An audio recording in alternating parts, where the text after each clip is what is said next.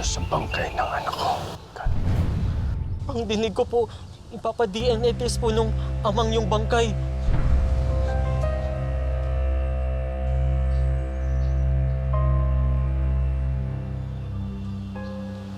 DNA test. Ano ang balak ni Antonio? Senyor, hindi kaya may alam si Antonio na hindi pa natin nalalaman?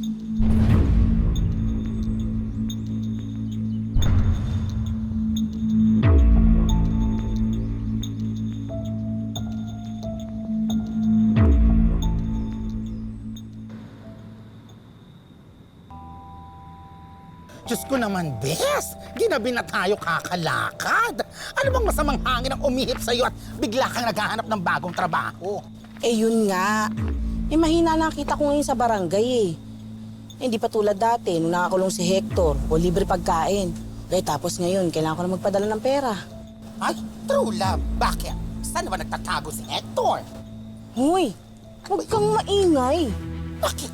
Eh pinauwi ko muna ng probinsya, ang ingay mo naman. Huwag kang magkalala. Ayan o. Hiring waitress. Kaya nga kita dinala rito kasi nakita ko na yan kanina. Oh, smart ka talaga. O sige tara, subukan natin mag-apply nung... Pasok ka na dyan for sure. Kaya nga eh. Ma'am, kakain ho ba kayo? No, magsa-Chinese garter. Oo. Ay, ano ka ba? Ay hindi, sino may ari dito? Mag-a-apply sana kami. Teka lang po. Okay. Mahiyain siya. Ma'am, may naghahanap po sa'yo. Sino? Sino yan? Yes? Ano yun? Magandang gabi ho. Eh, Oo. nakita ho namin yung karatulan nyo. Naghahanap kayo ng waitress. Oo, naghahanap ako. Sinong mag-a-apply? The perfect candidate. Ako sana. Ikaw? Look, the perfect waitress for your perfect restaurant.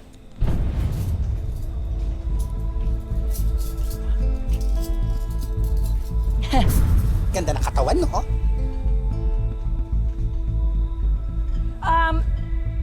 I'm sorry. Actually, ito kasing si Marta, napakagaling. Hindi niya sinulat sa labas yung requirements, no? Nilagay mo lang talaga for hire, no? Galing mo eh. Hindi niya sinulat yung requirements sa labas, no? Actually, ang kailangan ko balingkinitan. There! I said it. Kailangan ko na medyo balingkinitan para mabilis kumilos, di ba, yung pwedeng sumingit-singit dito sa mga gilid-gilid nung aking mga lamesa. Halika, Marta! Halika. Ayan, ganito. Ganito ka balingkinitan. Okay? I'm so sorry. Ito ka na. Nagdadayat na yan. So, sinasabi mo, natatabaan ka sa akin ganon. Paolay ka, ma'am. Body Hoy! shamer. Hoy! Wala akong May sinabi akong ganyan? May narinig kayo sinabi kong ganon? May narinig kayo? Wala, di ba?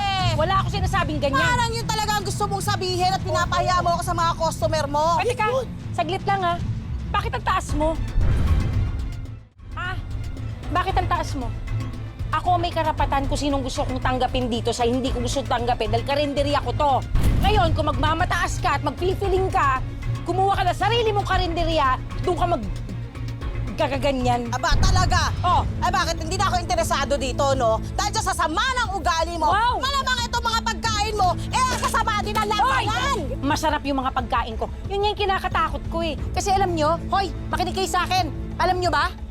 Baka ito, pag kinuha ko, baka ubusin mo yung mga pagkain ko dyan. Malugi pa ako! Ang sabi mo? Hindi mo narinig? Ha? Hindi mo narinig? Bihing ka na rin ngayon. Ay, nako!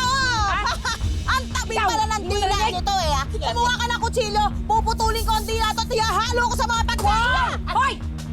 Hindi mo ba ako kilala? Ha? Inaanak ako na president! Wala akong pake! Ako, hindi mo ako kilala? Hindi! Inaanak ako ni Satanas! Dito! Kaya Tapusin mo lang itong mga Ano mo? bansa! Tsaka! Po, tama na! Tama na ano? Pag di kayo tumigil, tatawag ako ng pulis. Ah, ganon! O sige, tumawag ka na pulis! Hoy! Pag sinasaktan mo yung employee ko! Ah, ganon ba? Hindi ikaw masasaktan! Halika dito! Halika dito! Ha? Tumigil ka na! Deserve! Kayong dalawa! Pag hindi kayo umalis, papatayin ko kayo! Alis! Buti ka sa'yo! Suso!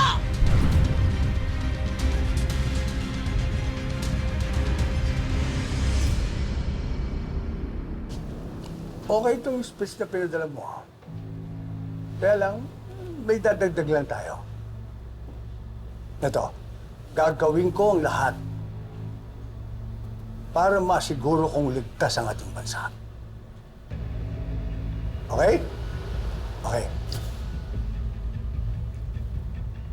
Ang bilis ng mga pangyayari, William. Hindi pa na makapaniwala na ikaw na ang presidente ng Pilipinas.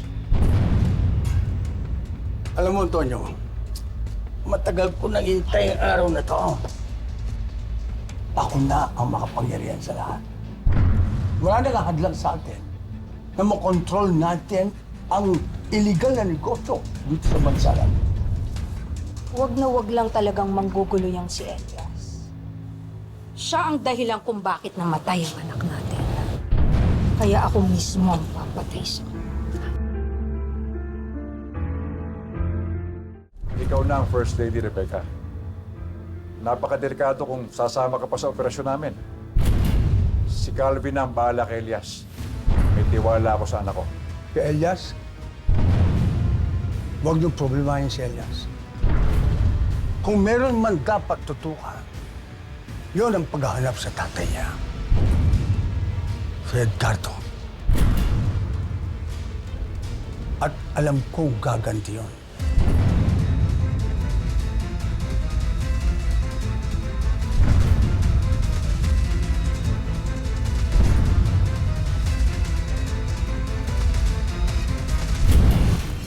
Dito na lang kayong dalawa matulog. Isa lang yung banyo namin eh. Tsaka medyo mahina ang tubig dito ngayon dahil sobra talagang init. Kaya kung maliligo kayo, magsabay na kayo. Sabay?